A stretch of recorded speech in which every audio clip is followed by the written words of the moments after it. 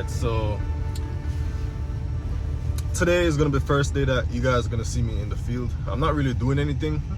They did some saw cutting and I didn't get the measurements for it, so I'm just here to grab it quick. Simple shit, length, width. But tomorrow we're supposed to release. Well, I don't make a video tomorrow. I don't trade on Wednesdays. But Thursday I should be working in the field, so y'all probably gonna get to see what I actually do for real. And you probably think I just sit down in the office all day and trade and shit. But nah, I'm outside most of the times actually. So yeah, I'm just gonna grab these measurements, then I might head to the office and go from there.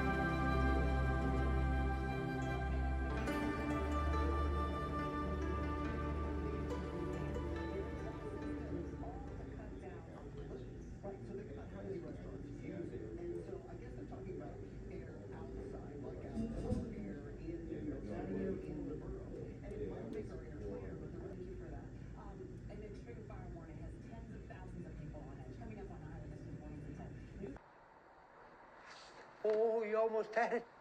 You gotta be quicker than that. So today was, let's just say it was a good way to start the year, and you're born to lose. And today was the first losing day. Obviously I lost that trade like last week, but today is the first day of the year that will end it negative. Honestly, I think when I really look at it, like even right now, it just looks like trash price action to me. And maybe better judgment could have kept me onto the market, but you know, if it's one thing I need to work on, is the itch. If you trade, you know what I'm talking about. But let me pull up the trades right now so I can look at it when I'm talking.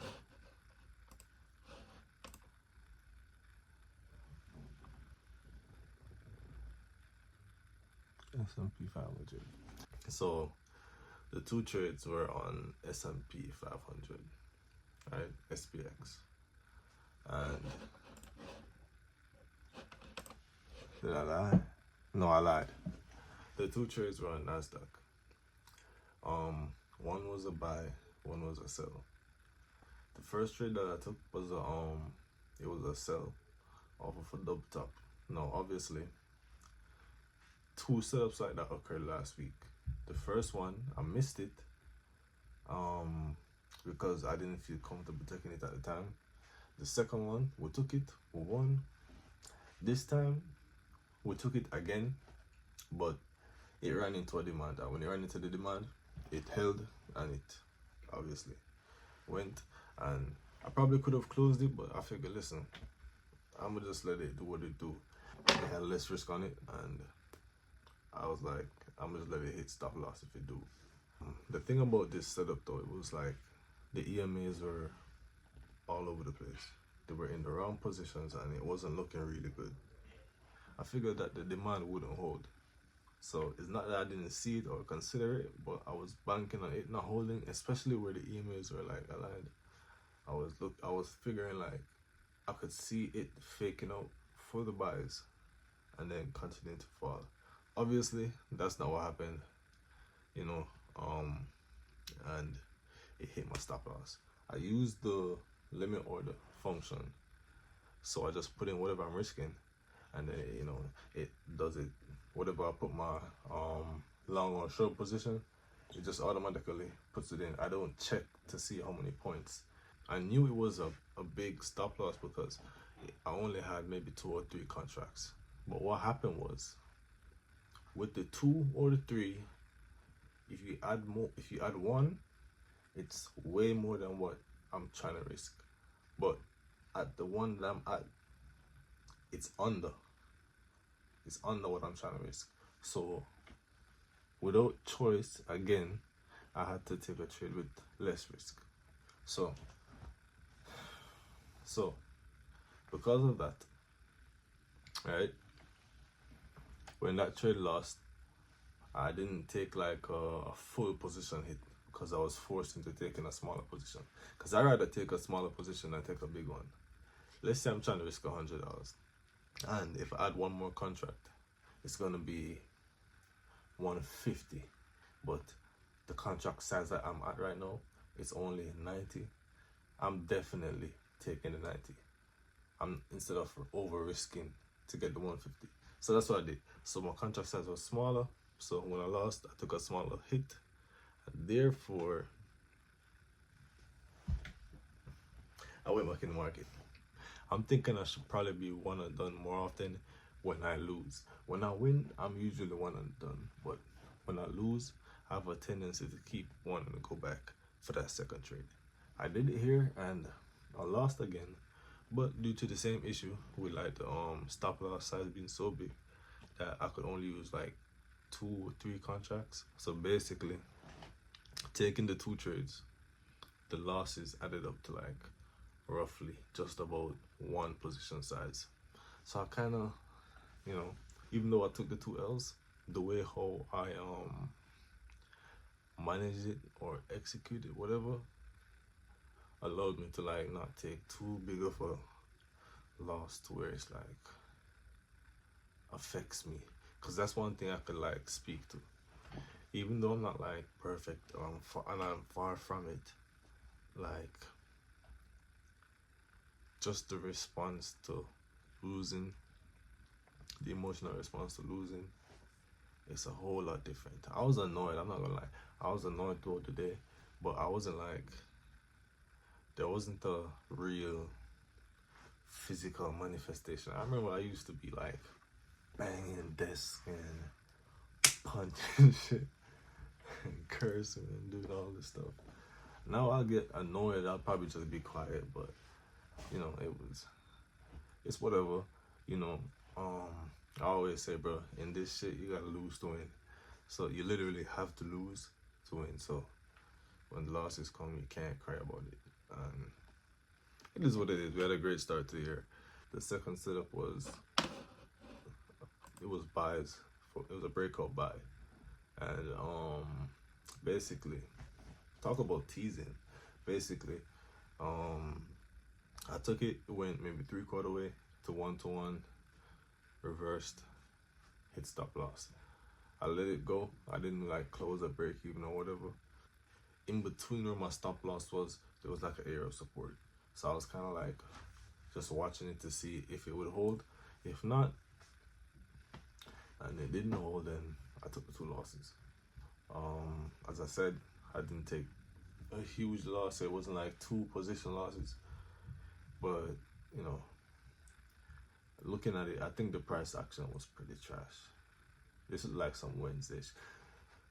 It was news. There was 8:30 news, and it created that crazy candle that basically took out like the whole session, the whole London session.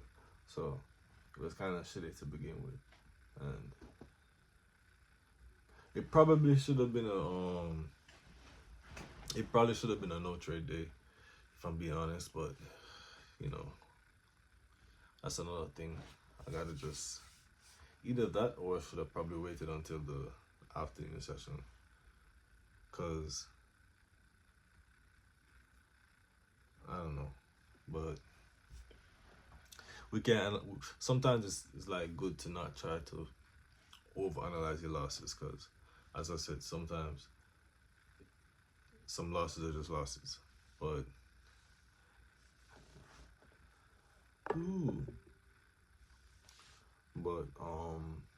yeah, this was definitely both of these trades were probably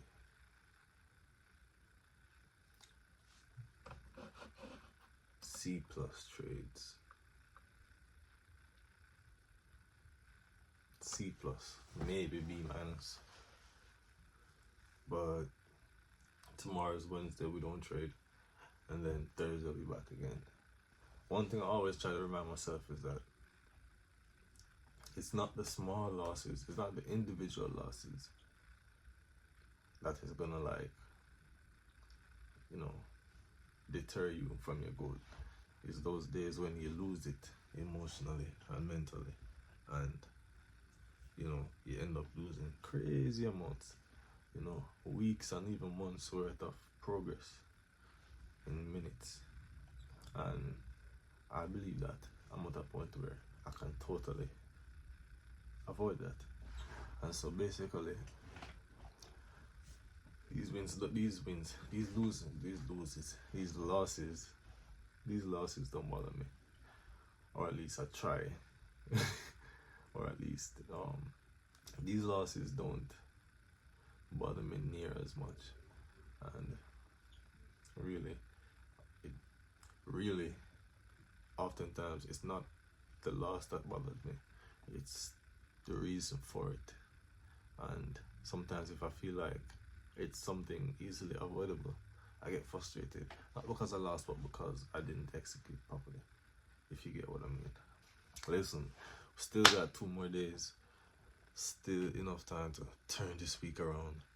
I mean, listen, we just gotta keep being disciplined, keep sticking to it, keep following the rules, and just keep trusting the strategy, and the results gonna come. So that's that.